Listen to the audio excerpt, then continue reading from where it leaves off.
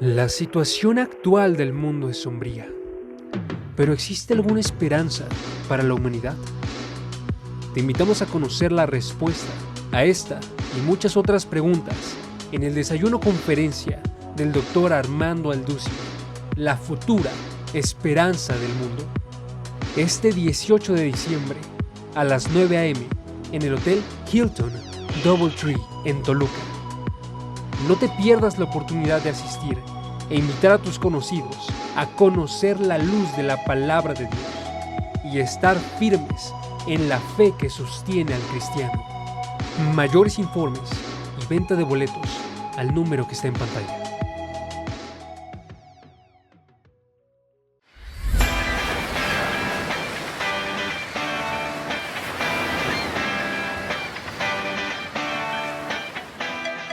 Querida familia, ¿cómo están? En nombre de Vida Nueva para el Mundo y el Dr. Armando y Marta Aldusi, nuestros anfitriones, queremos darte las gracias por haber puesto tu confianza en este retiro de matrimonios en la Gran Riviera Maya. Sin embargo, quiero invitarte a través de este anuncio a que puedas inscribirte prontamente en enero, ya que el retiro de matrimonios en el mismo lugar, con los mismos anfitriones, te esperan este 2022. No te lo puedes perder, aparta ya tu lugar.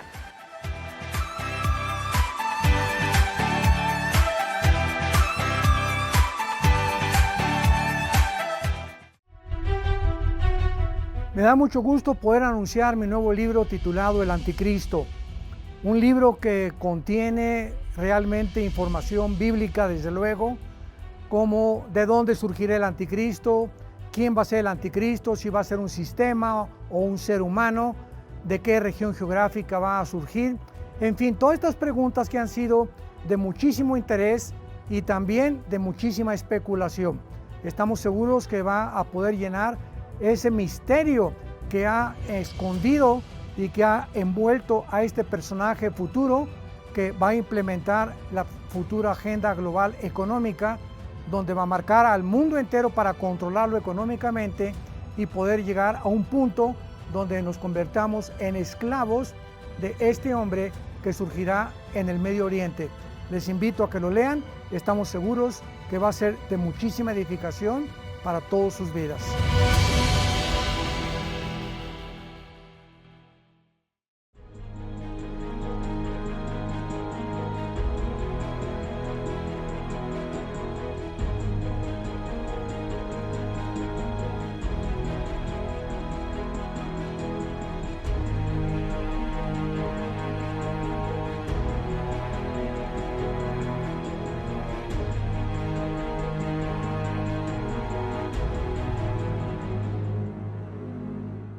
El Dr. Armando Aldusi presenta 114 audioconferencias sobre la apologética.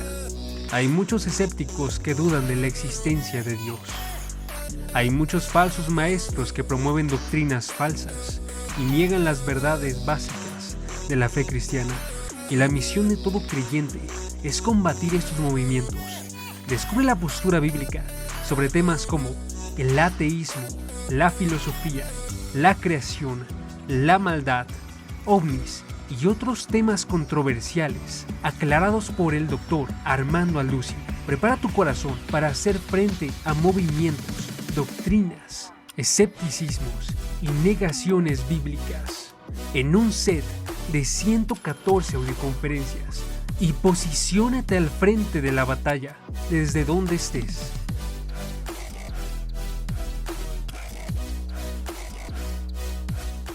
El Dr. Armando Aldusi presenta 89 de conferencias sobre el cristianismo. Descubre lo que significa ser un discípulo de Cristo. ¿Qué define la vida de un cristiano? Lleva una vida de comunión con Dios a través de la vida de oración, la lectura de la palabra y una vida en crecimiento. Aprende a leer la palabra en busca de conocer a Dios y tener un sustento delante de toda prueba. Conoce las enseñanzas principales de la palabra, con temas como Aprende a orar. ¿Quién es un cristiano? Conoce a Dios. La fe en acción y más. Prepara tu corazón para la vida de fe en un set de 89 de conferencias con el Dr. Armando Aldusi.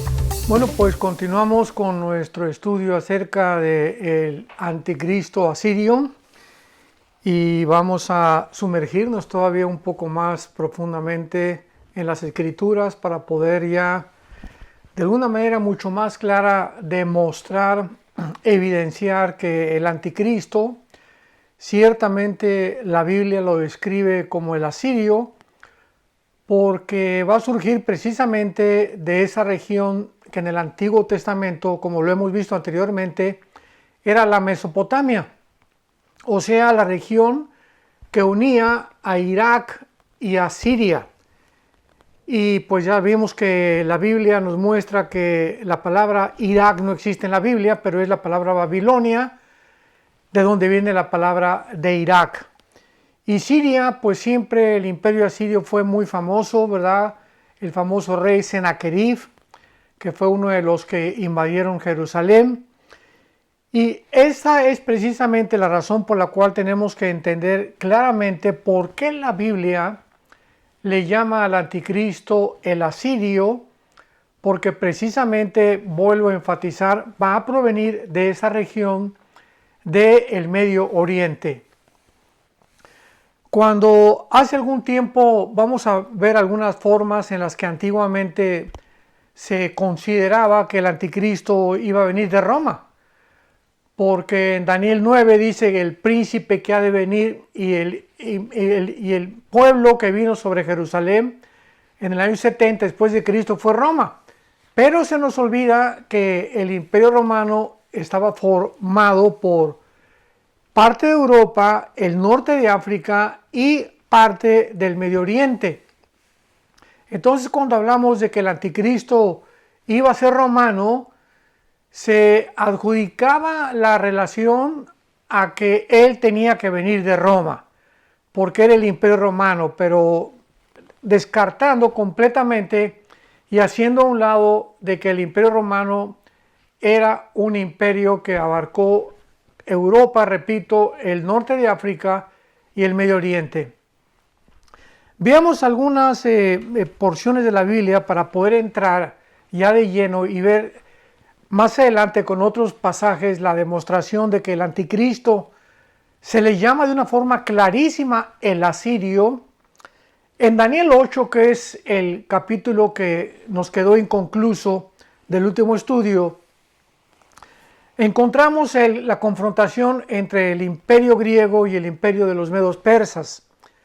El imperio de los medos persas representado por un carnero y el imperio griego por un leopardo, que ya en el capítulo 7 de Daniel se da la confirmación de que es realmente Grecia. O sea, vuelvo otra vez a enfatizar muchísimo esto, es la Biblia la que nos da la interpretación de los símbolos. Entonces, cuando habla de un leopardo, el mismo capítulo 7 nos dice que es Grecia, así que no tenemos ninguna duda al respecto. Y ya encontramos en el capítulo 8 que el Espíritu Santo nos va angostando poco a poco hasta llegar ya a la persona del anticristo y del lugar de donde el anticristo va a surgir. Y en los versículos del 7 en adelante, capítulo 8 de Daniel, 7 y 8 dice así: y lo vi que llegó junto al carnero y se levantó contra él y lo hirió. Está hablando del macho cabrío que representa a Grecia, y le quebró sus dos cuernos, y el carnero no tenía fuerza para pararse delante de él, lo derribó por tanto en tierra y lo pisoteó, y no hubo quien lo librara al carnero de su poder. Pongamos muchísima atención ahora en el versículo 8, Daniel 8, versículo 8. Y el macho cabrío, repetimos que es Grecia, se engrandeció sobremanera. Está hablando del imperio griego. Pero estando en su mayor fuerza, aquel gran cuerno que es Alejandro el Magno, como también ya lo vimos en el capítulo 7, que es ese gran cuerno o ese gran poder de Grecia, fue Alejandro el Magno, fue quebrado. Y en su lugar salieron otros 4 cuernos notables hacia los 4 vientos del cielo. Esto es asombroso, la forma como la Biblia se adelanta a la historia. ¿Por qué es lo que es la Biblia? Es la historia escrita con mucha anticipación. Y la historia nos corrobora esto, que el primer imperio fue Babilonia, los medos persas conquistaron a los babilonios, vino Alejandro el Magno con el imperio griego, derrotó a los medos persas y finalmente el imperio romano. Pero aquí es notable, ¿verdad? Y es muy significativo que la Biblia se haya adelantado, porque aquí está hablando la Biblia aproximadamente 300, 400 años antes de Alejandro el Magno. Estamos hablando de hace 2500, 2600 años cuando fue escrito el libro de Daniel. Y el imperio griego fue muchísimos años después. Estoy hablando 350 años casi después de que el libro de Daniel fue escrito. Así que cuando se profetiza que el imperio griego se iba a dividir en 4 cuernos, nos está hablando, como lo hemos visto también, que los cuernos representan poderes o gobernantes. Entonces, cuando Alejandro el Magno muere en Babilonia, que es ahorita Irak, en este tiempo, él cae de rodillas llorando ante sus 4 generales y diciéndoles, ya no tengo imperios que conquistar. Y el imperio griego se divide en Macedonia o en Grecia, en Turquía, en Siria y en Egipto. Estas 4 naciones fueron las 4 divisiones del imperio griego. Bueno, hasta ahí no hay ninguna cosa más que discutir. Versículo 9. Y de uno de ellos, o sea, de una de las divisiones, de una de las 4 divisiones del imperio griego, salió un cuerno pequeño. Repito, estas 4 divisiones fueron Turquía, Grecia, Egipto y Siria. Entonces, de una de estas 4 naciones, ya nos vamos acercando, surgió un cuerno pequeño que creció mucho al sur y al oriente y hacia la tierra gloriosa. Observamos que no dice hacia el norte, o sea, porque al norte de Israel se encuentra Siria y Turquía. Entonces, cuando la Biblia dice que este cuerno pequeño creció mucho hacia el sur, o sea, hacia Egipto, hacia el oriente y hacia la tierra gloriosa, el Espíritu Santo no menciona hacia el norte, y lo vamos a ver por qué. Versículo 10. Y se engrandeció hasta el ejército del cielo. Aquí el Espíritu Santo comienza a usar un lenguaje que no podía ser usado para un rey o un gobernante terrenal, como tú y como yo. Entonces, esto es muy importante de observar en la Biblia.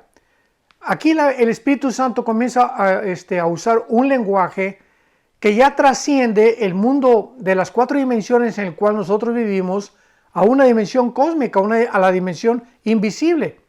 Cuando dice que se engrandeció hasta el ejército del cielo, ¿verdad? O sea, un gobernante terrenal nunca podría engrandecerse o hacerse más grande que el ejército que tiene Dios en el cielo. Eso es absurdo y es lógico. Y parte del ejército y de las estrellas se echó por tierra. Todavía es mucho más ilógico atribuir estos versículos a un rey terrenal. Y en el capítulo 12 del libro del Apocalipsis nos habla que cuando Satanás se rebeló contra Dios, arrastró detrás de él a la tercera parte de las estrellas del cielo, que la Biblia usa continuamente la palabra estrellas para denominar o para definir a los ángeles caídos. Entonces, cuando dice aquí el libro de Daniel que se engrandeció hasta el ejército del cielo y parte del ejército y las estrellas echó por tierra, vuelvo a repetir, no se puede esto considerar una acción de algún gobernante o algún líder terrenal. Aquí está hablando ya de un líder sobrenatural y se le está adjudicando estas acciones, estos sucesos o estos eventos a una de las 4 divisiones, a uno de los 4 líderes de las 4 divisiones que tuvo el imperio griego. ¿Me van siguiendo, verdad? No quiero ir más rápido, pero esto es muy importante para que podamos entender cómo las piezas de rompecabezas las comenzamos a unir con mucho cuidado y podemos ya formar el cuadro completo. Y dice el versículo 11, agregando todavía mucho más lenguaje que no puede considerarse a un gobernante terrenal. Y aún se engrandeció contra el príncipe de los ejércitos, y por él fue quitado el continuo sacrificio, y el lugar de su santuario fue echado por tierra. De los versículos 8 al versículo 11 del capítulo 8 del libro de Daniel, Daniel 8 del 8 al 11, muchos comentaristas y teólogos, escatólogos bíblicos han atribuido estas acciones a Antíoco Epífanes, que fue un gobernante asirio griego que atacó la ciudad de Jerusalén, ¿verdad? Y que él también quitó el continuo sacrificio de los judíos ofreciendo un puerco. Y sabemos que los puercos, ¿verdad? Los cerdos o los cuches, o no sé en qué nación tú nos estés viendo, en México le decimos cerdo o puerco, son animales inmundos a los judíos. Y cuando Antíoco Epífanes, el griego asirio, hizo esto en 150 años antes de Cristo aproximadamente, pues fue una profanación para los judíos. Y vemos nosotros que aun cuando se le puede aplicar estos eventos a Antíoco Epífanes, vamos a ver más adelante que aquí se está refiriendo que se puede aplicar a Antíoco Epífanes porque él hizo lo mismo, pero podría ser un prototipo Antíoco Epífanes del anticristo. Y como sabemos que no es exactamente el Antíoco Epífanes, porque claramente se nos muestra aquí que estos van a ser para el tiempo del fin. O sea, lo que está describiendo el Espíritu Santo, esta profecía, se va a cumplir hasta el tiempo del fin. Veamos rápidamente el versículo 17 del mismo capítulo 8 de Daniel. Daniel 8:17. Vino luego cerca de donde yo estaba, y con su venida me asombré y me postré sobre mi rostro, pero él me dijo, está hablando del personaje celestial que se le acercó a Daniel para explicarle la visión que acababa de tener y la que acabamos de mencionar. Él me dijo, entiende, hijo de hombre, porque la visión es para el tiempo del fin. O sea, vuelvo a repetir, el Espíritu Santo es tan claro para irnos mostrando claramente el tiempo en que las profecías se tienen que cumplir y el tiempo para el cual se escribieron las profecías. Y cuando no juntamos las piezas de rompecabezas, o cuando no nos esperamos y tratamos de sacar 1 o 2 versículos sin tomar el contexto del capítulo entero, nos podemos equivocar y atribuir a cierta profecía un tiempo que no le corresponde.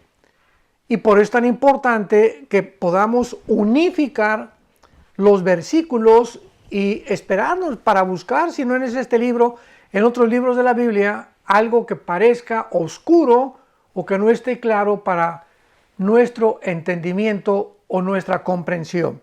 Entonces, esta profecía es para el tiempo del fin, por lo cual sabemos que ese cuerno pequeño que sale de una de las 4 divisiones del imperio griego se va a referir al anticristo, porque este es el título que se le da en el capítulo 7 al anticristo como un cuerno pequeño. Ahora, muy bien, veamos claramente una vez que hemos examinado estos versículos de Daniel, y vayamos a algunos versículos de la Biblia o pasajes de la Biblia donde se menciona al anticristo ya con muchísima claridad o se le describe como el asirio. Isaías capítulo 10. Isaías capítulo 10. Vamos a comenzar leyendo desde el versículo 5 porque este pasaje es muy interesante y es uno de los más claros que hay en el Antiguo Testamento, donde se describe al anticristo como el asirio o proviniendo de la región de lo que era antiguamente la Mesopotamia, Irak y Asiria. Isaías 10, versículo 5. Oh Asiria, vara y báculo de mi furor, en su mano he puesto mi ira. Aquí vemos una condenación que Dios está hablando contra el imperio de los asirios y al mismo tiempo diciendo que Asiria era un instrumento de Dios. Báculo de mi mano y en su mano he puesto mi ira. Al mismo tiempo que Dios usa muchas veces, como usó Babilonia para atacar a Jerusalén y llevarse cautiva a miles de judíos a Babilonia, después Dios castiga a Babilonia. Así como Dios usó al faraón de Egipto en el libro del Éxodo, capítulo 7 en adelante, para juzgar a Israel y oprimir a Israel, Dios después castiga al faraón. Entonces vemos nosotros cómo Dios usa instrumentos para destruir a gobernantes, a faraones, a césares, a kaisers, etcétera, etcétera, presidentes, gobernantes de diferentes provincias, naciones, y después Dios que los usa, los castiga. ¿Por qué? Porque los usa cuando Él se da cuenta que ese es un instrumento que Él ha ya en su corazón como faraón. Esto es importante aclararlo, porque mucha gente dice, oye, pero ¿qué culpa tenía faraón de que Dios lo haya endurecido? Es que ya Dios vio que el faraón estaba endurecido. Y cuando Dios vio que estaba endurecido, lo usó para endurecerlo aún más y poder entonces perseguir a los cristianos, a los judíos, y mandar las 10 plagas que cayeron sobre Egipto. Y así es en toda la Biblia, en todo el Antiguo Testamento. Aquí Asiria es un instrumento de Dios para castigar a los judíos, pero al mismo tiempo Dios va a castigarlos después a los asirios. Y dice el versículo 6, Isaías 10, versículo 6, le mandaré contra una nación pérfida y sobre el pueblo de Mira le enviaré, que es la nación de Israel, para que quite despojos y arrebate presa y lo ponga para ser hollado como lodo en las calles. Cuando llegaron los asirios sobre Israel, vemos que todas estas profecías se cumplieron al pie de la letra. Y ahora aquí comienza el versículo 7 de Isaías 10 a describir ya no el imperio. Esto es muy importante observar cuando estemos la Biblia, si no veamos en los artículos o los pronombres personales, para que veamos cómo el Espíritu Santo se puede volver de un grupo de personas a una persona individual. Ahora ya está hablando de una persona individual. Versículo 7. Aunque él, pronombre personal, él, aunque él no lo pensará así, ni su corazón lo imaginará de esta manera, sino que su pensamiento será desarraigar y cortar naciones no pocas.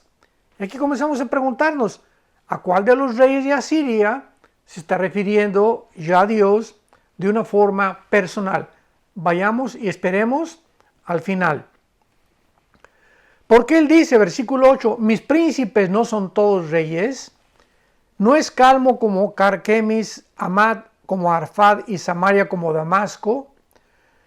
¿Cómo halló mi mano los reinos de los ídolos, siendo sus imágenes más que las de Jerusalén y de Samaria? ¿Cómo hice a Samaria y a sus ídolos? ¿No haré también hacia Jerusalén y a sus ídolos?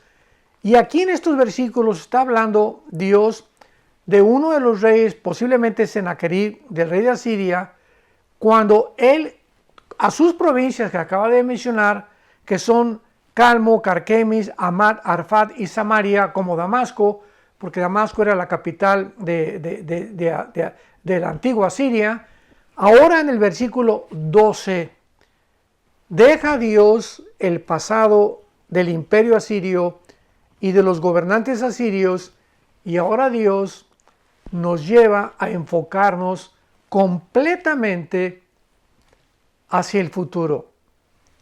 Versículo 2, pero acontecerá, aquí hay un pero aparte de lo que les acabo, dice Dios, de decir del rey de Asiria, cómo se aprovechó de Israel, etcétera, etcétera, y cómo fue Asiria un báculo, un instrumento en mi mano, acontecerá que después que el Señor haya acabado toda su obra en el monte de Sión y en Jerusalén, vuelvo a repetir, acontecerá, ojalá que tengas tu Biblia en este momento abierta en Isaías 10, versículo 12, acontecerá que después que el Señor haya acabado toda su obra en el monte de Sión y en Jerusalén, castigará el fruto de la soberbia del corazón del rey de Asiria y la gloria de la altivez de sus ojos. Y aquí pues no tenemos ahora sí para dónde hacernos, porque Dios es lógico, ¿verdad?, que todavía no ha acabado su obra en Sión ni en Jerusalén. Vemos Romanos 11, 25, 26 que dice, cuando el Señor venga, todo Israel será salvado. En Apocalipsis 1, 8 dice la Biblia que cuando venga Jesucristo, los judíos mirarán al que traspasaron. Capítulo 12 y 14 de Zacarías dice que Dios derramará hasta el final de la gran tribulación, cuando acabe ya su obra con los judíos, un espíritu de gracia que va a infundirse dentro del corazón de cada judío en aquel tiempo para que reconozcan que Jesucristo es realmente el Mesías. Entonces vemos claramente que la Biblia le llama al anticristo el asirio, porque cuando acabe su obra, que significa al final de la tribulación, el gobernante que atraerá la ira, el enojo de Dios, será precisamente el anticristo. Ahora veamos otro pasaje en el capítulo, estamos en Isaías, capítulo 14 de Isaías, versículo 25. Quebrantaré al asirio en mi tierra, y en mis montes lo hollaré, y su yugo será apartado de ellos, y su carga será quitada de su hombro. Capítulo 30 de Isaías, versículo 31 al 33. Isaías 30, 31 al 33. Porque Asiria, que hirió con vara con la voz de Jehová, será quebrantada. Y cada golpe de la vara justiciera que asiente Jehová sobre él, será con panderos y con arpas, y en batalla tumultuosa peleará contra ellos. Versículo 33. Porque Tofet es una de las palabras, Tofet, con T de tío, es una de las palabras hebreas usadas para el lago de fuego en el Antiguo Testamento. Porque Tofet ya de tiempo está dispuesto y preparado para el rey, profundo y ancho, cuya pira es de fuego y mucha leña. El soplo de Jehová como torrente de azufre lo enciende. Vemos nosotros que aquí está hablando que Dios ya tiene preparado el lago de fuego para el rey de Asiria. Y esto no podría ser para los reyes antiguos que gobernaron Asiria, porque en Apocalipsis capítulo 20 se nos muestra claramente que el anticristo va a ser echado al lago de fuego junto con el falso profeta. Y 1000 años después, Lucifer o Satanás los acompañará, porque al final del milenio Satanás será echado también al Tofet, al lago de fuego.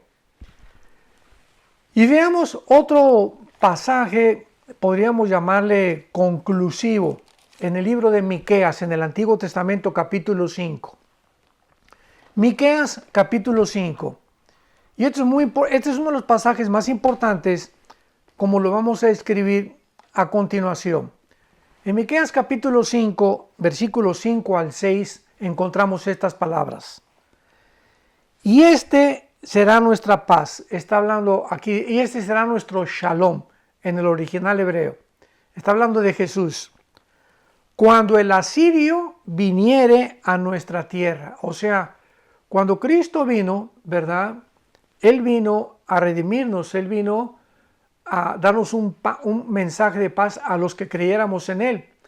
Pero cuando venga Jesucristo después y traiga la paz en el milenio, aquí está mencionando a un asirio que vendrá a la tierra y cuando hollare nuestros palacios, levantaremos contra él 7 pastores y 8 hombres principales.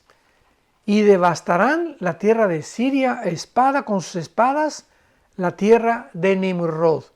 Nimrod, recordamos en Génesis capítulo 10, del 8 al 10, que fue el primer rebelde que organizó la primera rebelión masiva contra Dios en la Torre de Babel, y fue el primer hombre que edificó la primera ciudad que se llamó Babel o Babilonia. Vemos qué antigüedad tan impresionante tiene toda esta área geográfica de Irak y de Siria en la época moderna, en la época antigua, cómo destacan esa zona geográfica el Espíritu Santo para ver cómo ahí comenzó la rebelión, ahí comenzó el huerto del Edén, porque el huerto del Edén estaba junto al río Tigris. Toda esa sección geográfica donde la humanidad comenzó es donde la humanidad terminará. O sea que la historia ha sido un ciclo que ha comenzado, ha dado una vuelta y regresaremos al punto de donde salimos del huerto del Edén. Pero regresaremos cuando el huerto del Edén ya esté preparado para nosotros otra vez, que será el milenio o el reino mesiánico de Jesucristo, el Hijo de Dios. Muy bien. Ahora veamos nosotros claramente que en la Biblia hay más, porque vamos ahora a entender por qué se le llama el asirio, aun cuando hemos demostrado con estos versículos que es el asirio. Pero veamos por qué ha habido algunas confusiones en la Biblia, porque inclusive yo lo puedo reconocer hace 10 años, 10 o 15 años, todavía no estaba muy seguro si el anticristo iba a ser de origen judío o asirio. Y eso pues me dio la motivación para escudriñar y buscar y tener paciencia y precepto sobre precepto, versículo sobre versículo, línea sobre línea, cómo debe estudiarse la Biblia.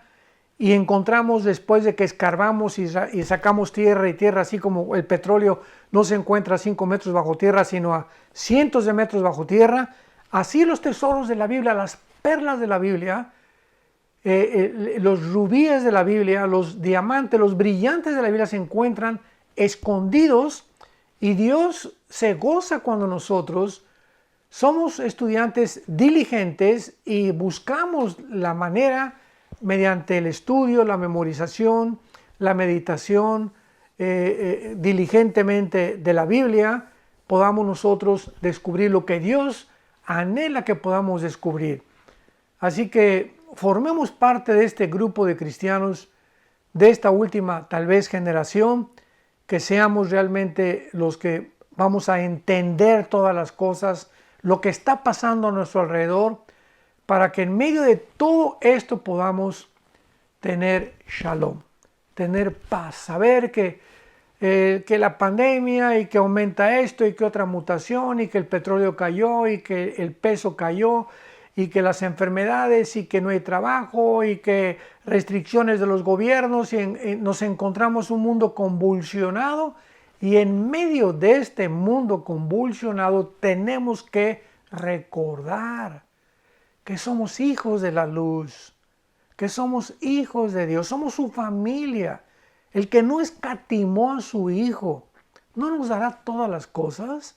¿No nos dará seguridad, paz, bienestar, dirección, esperanza, para que podamos sostenernos parados hasta el fin? recordemos que todos aquellos que resisten sobreviven. Y el que sea fiel hasta el final, dice la Biblia, será salvo. No hablando de que la salvación se pueda perder en Mateo 24, sino simplemente el que sea el que sea fiel hasta el final demostrará claramente por su perseverancia, porque se mantuvo en medio de las tormentas y las lluvias cayeron sobre nuestras vidas y los granizos cayó y vinieron los ríos, pero no se cayó nuestra vida. No se cayó tu casa, no se cayó mi casa, porque estamos sobre la roca. Porque era una casa, era una vida fundada en la roca. Y esta es la importancia de tener cimientos, convicciones en la Biblia cristianas para que podamos nosotros enfrentar lo que se viene al mundo, porque no se viene nada tranquilo al mundo. A pesar de que hay una teología por ahí, ¿verdad?, falsa de tantas personas que predican, no, que todo viene bien y que todas las cosas se van a componer y que ve una prosperidad y la teología de la prosperidad y todo, vamos a ser todos ricos y el mundo y la iglesia va a conquistar el mundo y la iglesia va a establecer el reino de Cristo aquí en la tierra. Absurdos, pamplinas. Con mucho respeto, ¿verdad? Siempre les he llamado yo marihuanadas. Es lo que son marihuanadas. Porque parece que de cuál fumaron para poder sacar estas tonterías ya no hay palabras para poder describir tantos absurdos, ¿verdad? Pero no es posible que podamos nosotros estar con la Biblia enfrente de nosotros y estar diciendo que vienen mejores tiempos y que la prosperidad y que México para Cristo y Argentina para Cristo y que se llama la teología del reemplazo, la teología del gobierno, hoy que la iglesia va a establecer el gobierno. ¿De dónde sacaron eso? Yo no sé de dónde lo sacaron, porque la Biblia dice claramente e inequívocamente, ¿verdad?, que va a terminar en apostasía la iglesia. La iglesia ya estamos en la apostasía ahorita, porque es una de las condiciones para que el anticristo aparezca, la apostasía de la iglesia. Nunca la iglesia había sido infiltrada con tantas barbaridades y con tantas doctrinas y con un evangelio tan fácil y tan barato que todo quieren predicar, ¿verdad? Yo no sé los motivos, solamente Dios lo sabe, pero es increíble el evangelio que está predicando tan ahora sí que endulzado le podría yo llamar. Lo endulzan para que la gente no se sienta mal y para que no se incomoden. Yo recuerdo el misionero que nos vio a Cristo, a mi hermano Alejandro y a mí, que nos dijo siempre, cuando tú prediques y no haga que la gente se enoje, no va a ser el evangelio de Cristo. Porque el evangelio de Cristo tiene que producir conversiones y enojo también. Los que quieran vivir bajo la piedad, dice Pablo a Timoteo, todos los que quieran vivir piadosamente padecerán persecución. Entonces parece que el cristiano ya no quiere padecer persecución, no quiere hacer olas, no quiere hablar las cosas tal como son, precisamente por ese temor. Y eso no lo va a perdonar Dios. En el tribunal de Cristo pasaremos todos a ese juicio para ser examinados los motivos por los cuales nosotros vivimos y predicamos para Él. Muy bien. Veamos nosotros de qué forma con la venida de Cristo se confundieron de la misma manera. Cuando vino Cristo, recuerdan ustedes que en el primer siglo de la era cristiana muchas personas comenzaron a preguntarse, ¿quién es Jesús? O sea, había tantas profecías de cómo iba a ser el Mesías. Había tantas profecías de que no podían equivocarse que Él era el Cristo, porque no estaban todavía muy seguros de dónde surgiría el Mesías, porque la Biblia profetizaba en varias partes, ¿verdad? Unas que vendría de Nazaret, otras que vendría de Belén, y así es con el anticristo también. Es lo que quiero ahorita terminar, antes ya en el próximo estudiar un poco más Babilonia y Asiria para poder ya tener bien la cimentación del anticristo. Pero veamos cómo de la forma en la que Cristo fue recibido, posiblemente el anticristo también, y como dice la Biblia, los mismos cristianos serán confundidos. Por ejemplo, dice Juan capítulo 7, en el Evangelio de Juan, capítulo 7, versículo 40, dice la Biblia: entonces algunos de la multitud, oyendo estas palabras, decían: verdaderamente este es el profeta. Otros decían: este es el Cristo. Pero algunos decían: de Galilea ha de venir al Cristo. ¿No dice la Escritura que del libro del linaje de David y de la aldea de Belén, de donde era David, ha de venir el Cristo? Entonces hubo confusión, hubo disensión entre la gente a causa de él. Vemos que cuando Cristo aparece, había tantas cosas del Antiguo Testamento. Uno, porque hay versículos, ¿verdad?, que dice la Biblia que nacería de una virgen en Isaías capítulo 7, en Miqueas que nacería de Belén. Entonces la gente estaba confundida porque había varias opciones sin que hayan podido juntar todas para haberse cerciorado de exactamente de dónde vendría el Mesías. Y lo mismo va a pasar con el anticristo. Es a lo que quiero llegar más adelante. O sea, ¿era Jesús, se preguntaba la gente, el Mesías profetizado por Moisés 14 siglos antes, en Deuteronomio 18:18? ¿O acaso las profecías del Mesías no provenían a través de la línea de la sangre del rey David y que tenía que nacer en Belén de Judea? El mismo Herodes, recordemos, que cuando oyó que el niño Jesús había nacido, mandó a unos sacerdotes a que averiguaran, a que indagaran en las Escrituras dónde se encontraba el Mesías. Esto se encuentra en Mateo capítulo 2. Y ellos, los sacerdotes, indagaron bien que nacería en Belén de Judea. Pero Jesús aconsejó a sus discípulos,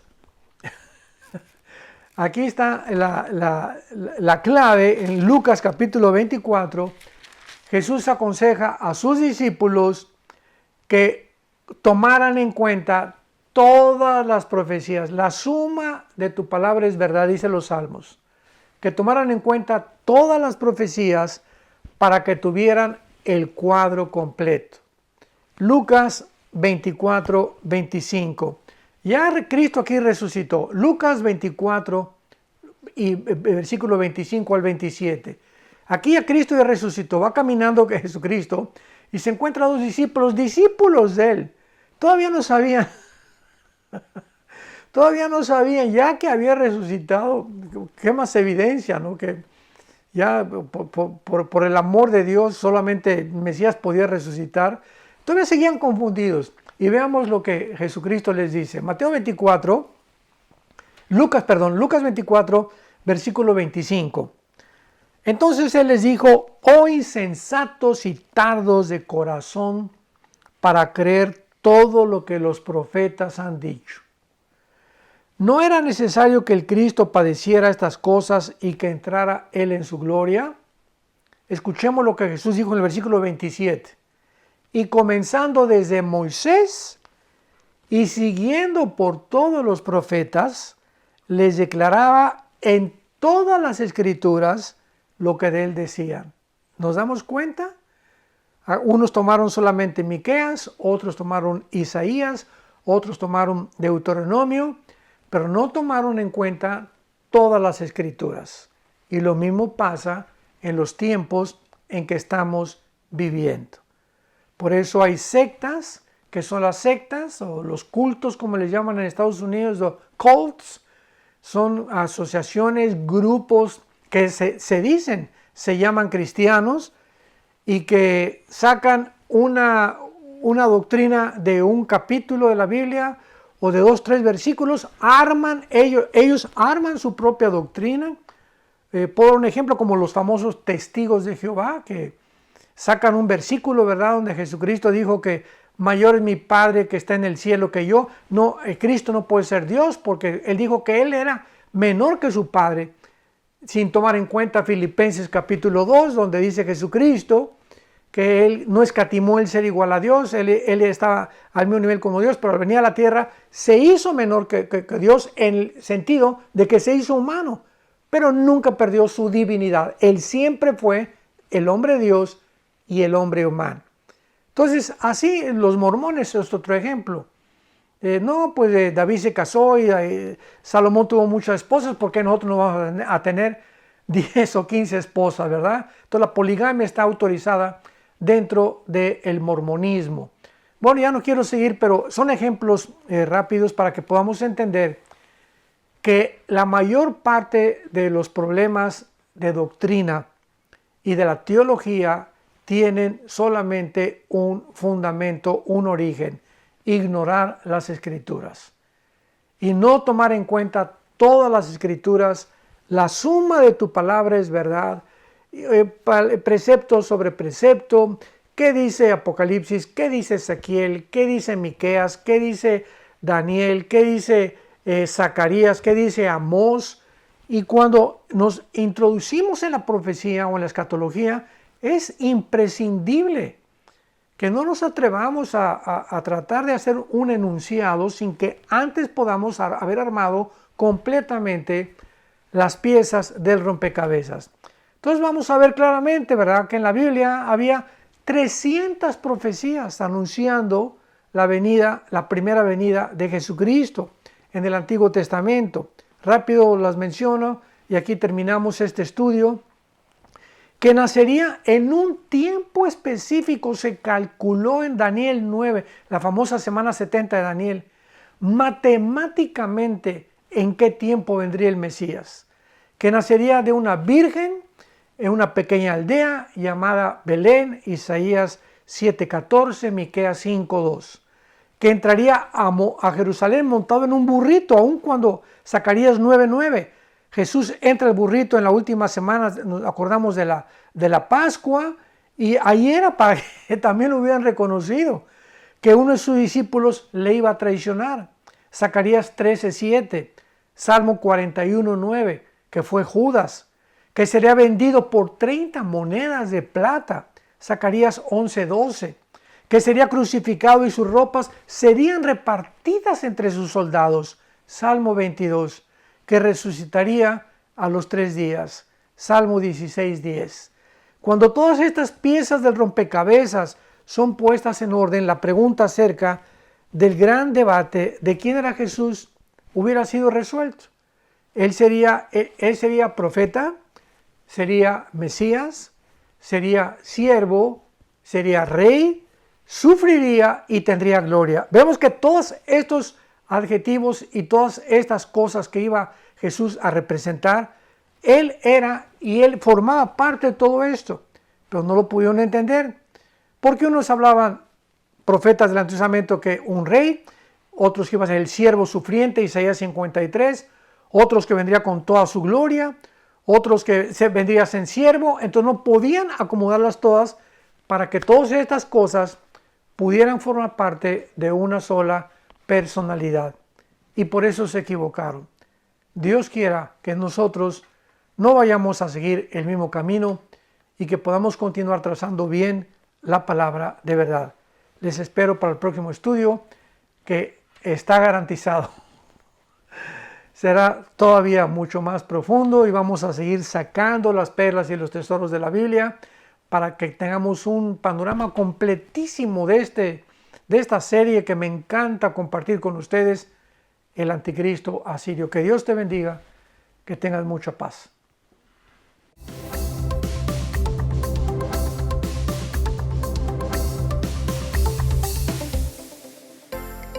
Vida Nueva para el Mundo se sostiene y propaga el mensaje de salvación de Jesucristo gracias a Dios y a tus donativos. Llevemos juntos el Evangelio de Jesucristo al mundo entero.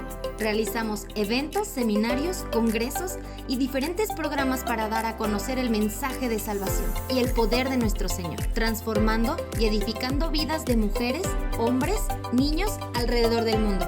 ¿Qué pasa cuando decides hacer tu donativo? Aunque no puedas llevar la palabra personalmente a todo el mundo, de esta forma lo estás haciendo. Con tus donativos o aportaciones, estás sembrando y formando parte de lo que Dios está haciendo en su obra. Estás ayudando a traer luz a la oscuridad, paz al conflicto y esperanza a los que no tienen ninguna. Dona desde México.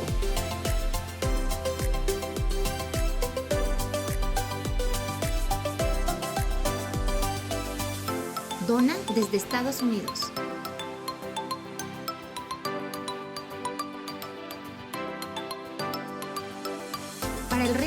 donaciones de otras partes del mundo, www.vidanuevaparaelmundo.org.mx/dona.